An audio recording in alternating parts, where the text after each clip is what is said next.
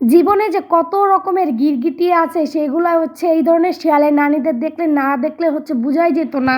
তারা বাঁদরের মতো এক জায়গা থেকে আরেক জায়গায় লাফানোর জন্য সবসময় এক্সাইটেড হয়ে থাকে। কিছু কিছু সময় তো এমনভাবে ইমোশনাল করে ফেলে যেটা দেখলে সহজেই কেউ বুঝবে না যে হচ্ছে এটা কুমিরের কান্না।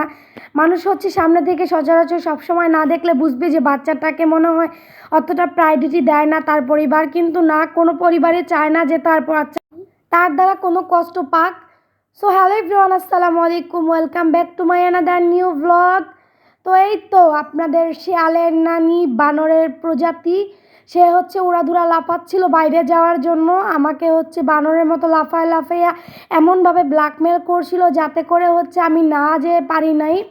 সো সে তো যাওয়ার জন্য নিজে নিজেই মানে এমনভাবে রেডি হচ্ছিল যাতে দেখে হচ্ছে আমি খুবই ইমোশনাল হয়ে পড়ি। আর সে তো তার কুমিরের কান্নাগুলো আগেই দেখাইছিল যেগুলো আমি ভিডিও ফুটেজ নেই নাই। এই তো সে তো হচ্ছে রেডি হয়ে মানে আধ রেডি হয়ে আমাকে আর কি ইমপ্রেস করার চেষ্টা করছিল, একটু একদম চরকির মতো ঘোরাফেরা করে। তখন আর কি তার ব্ল্যাকমেলে রাজি হয়ে তো রেডি হয়ে নিচ্ছিলাম আমিও, তার পাশাপাশি হচ্ছে তার ঢং বং দেখছিলাম। সে তো আমি যেহেতু বাইরে যেতে রাজি হয়েছি, সে তো ভীষণ খুশি। সে তার বানরের যেই প্রজাতির যেই রূপটা ছিল সেটা বের করে দিয়েছে, আর মাঝে মধ্যে আবার একটু ঢং টংও করে নিচ্ছিল। সে তো ঢং করাতে ভীষণ এক্সপার্ট, সেটা তো তোমরা সবাই জানো। এই তো এখানে তো সে আবারও মানে তৃতীয় অংশ রেডি হয়ে গিয়েছে।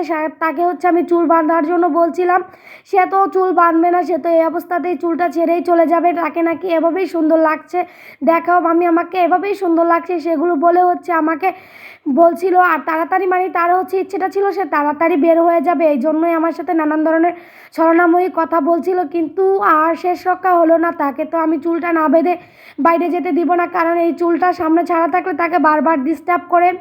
দেন এই তো আমি তার চুলটা বেঁধে দিচ্ছিলাম আর তার সাথে একটু সুন্দরভাবে সময় কাটাচ্ছিলাম, যাতে করে সে তো যেহেতু তার কারণে যেতেই হবে বাইরে, আর তার সাথে কোনো মানে রাগ দেখায় লাভ নাই, এই জন্যই হচ্ছে তার সাথে একটু খুশি মনে তাকে খুশি করছিলাম। এই তো দেন সে হচ্ছে আমার আগে আগেই হাঁটার জন্য প্রস্তুত হয়ে গিয়েছে, মানে সে হচ্ছে বিশাল দৌড়ে দৌড়ে হাঁটানো শুরু করেছে, যেটা হচ্ছে আমি রেডি না হওয়ার আগে, আমি বাসা থেকে বের হওয়ার আগেই সে হচ্ছে বের হওয়ার জন্য প্রস্তুত হয়ে গিয়েছে।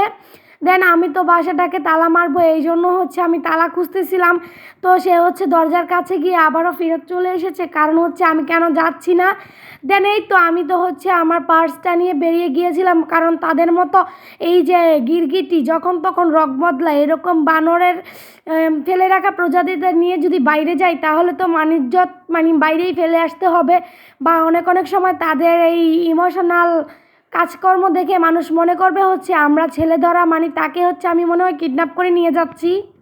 এই জন্য কম হোক বা বেশি হোক পার্সে তার জন্য টাকা পয়সা নিয়ে বের হতেই হয়।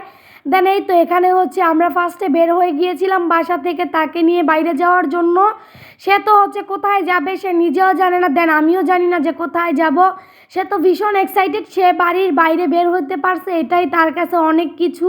সে যে বাইরে যাওয়ার জন্য কতটা এক্সাইটেড, সে হচ্ছে আমার দাঁড়ায় দাঁড়ায় তালা লাগানো দেখছিল আর অস্থির হয়ে যাচ্ছিল, মানে কেন তালা লাগাতে হবে, বাসায় তো একটু পরে চলেই আসবো, তাড়াতাড়ি চলো ঘুরে আসি মাম্মি, এগুলোই আমাকে বলতেছিল। সে তো বোঝে না যে তালা না লাগাইলে আমাদের অসুবিধা হবে।